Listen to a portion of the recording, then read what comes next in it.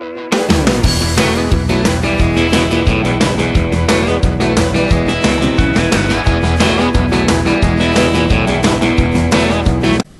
YouTube and welcome to Tyler Totten Live. I'm your host Tyler Totten, and alongside me is my chief analyst Travis Totten. Travis, Juan Pablo Montoya had another just suffering defeat at the Brickyard yet again.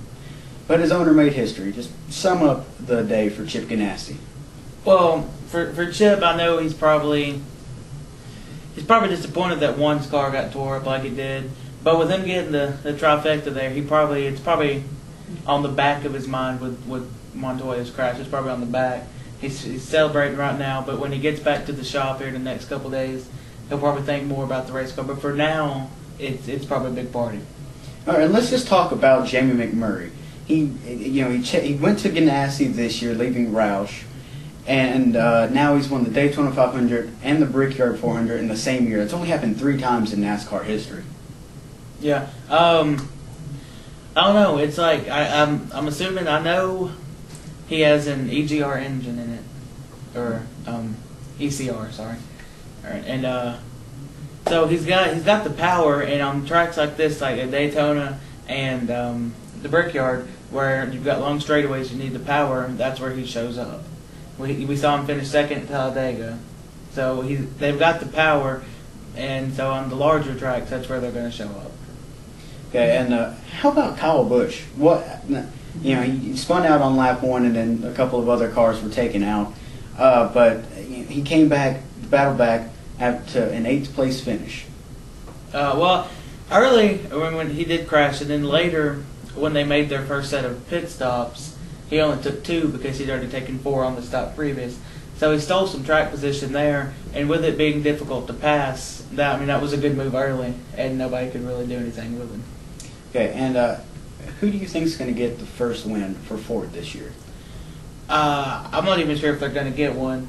I mean, we're seeing them; they're performing well, but if they get one, it might be on their return trip to Michigan. But I really don't see them getting one this year. All right, we'll be right back. I love corn. I love corn too. That's why I use Libby's Cream Style Sweet Corn. Did somebody say cream? Libby's. Do you like your corn creamed?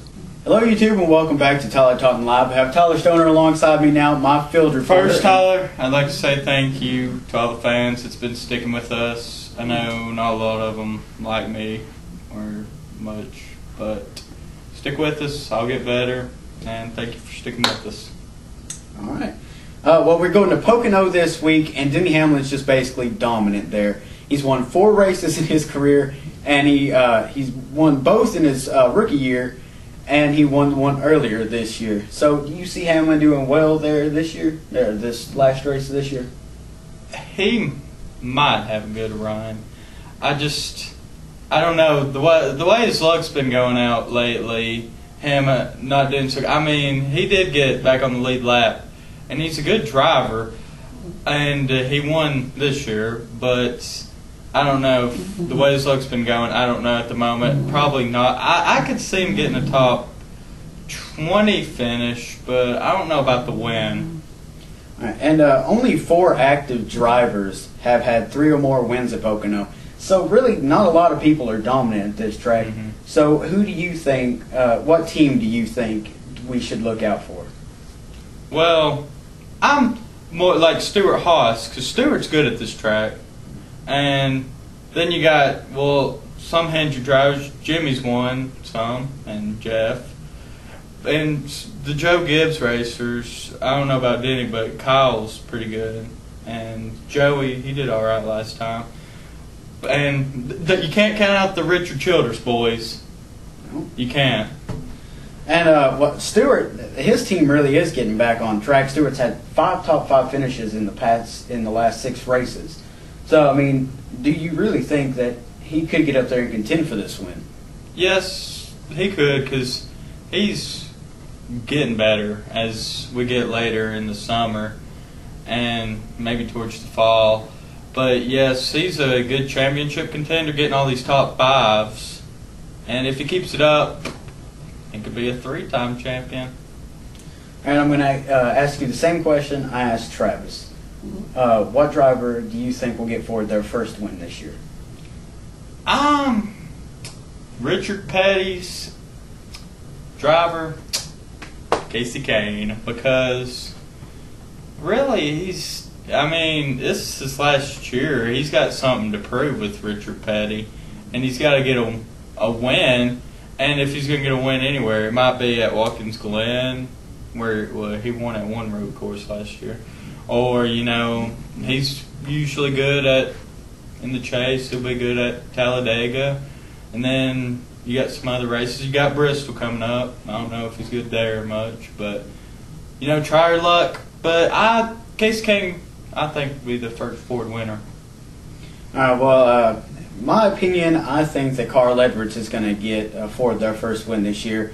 I know probably a lot of you watching this don't like Carl Edwards after him wrecking Brad Keselowski, but I enjoyed that nationwide race because Brad Keselowski wrecks way too many people. Robbins racing to just be let off the hook, and Edwards basically said, he's not going to be run over. And so, I'm going to throw my hat in the ring. Brad Keselowski, he needs to be wrecked by some of these veterans. He's been a little bully. Mm-hmm. And, he's already been wrecked, once by Carl Edwards in the Sprint Cup, maybe twice. And then here in the Nationwide Series, he has rivalry, Denny Hamlin, and then Carl Edwards. Half the field don't like him. Mm-hmm. All right, we'll be right back with more Tyler Totten Live right after this. Whenever I get done filming a great episode of Tyler Totten Live, I like to play basketball with my friends. And when I do play basketball, I use a Nike basketball. Nike. Just do it. Hello YouTube and welcome back to Tyler Totten Live for the final segment of the show, the Fantasy Points segment. And you can see the fantasy points on your screen. Travis is in first with 2,878 points. My mom is in second behind by 79. Roberto is in third, behind by 312. I'm in fourth, behind by 448. And Stoner's in last, behind by 488. So since this is my show, I get to pick first. And since we're going to Pocono, I'm going with the dominant driver that's on everyone's mind, Denny Hamlin. And Travis gets to pick next. Okay. Well, I know it seems like I'm beating a dead horse every week when I say this. But once again, I am going to take the driver with 29, Shell Pennzoil Chevrolet, Kevin Harvick, because he's on a tear this year. He's had 2 wins, he's got the points lead, so he's a safe bet each week. And we've got Stoner here for this segment because we cut out the diecast segment, so we needed to include both of them in at least 2 segments. So who do you want? I'm like Travis. I'm not going to pick the same driver each week. I'm going to go out on a limb here, and I'm going to go with Jeff Burton this weekend. He's consistent.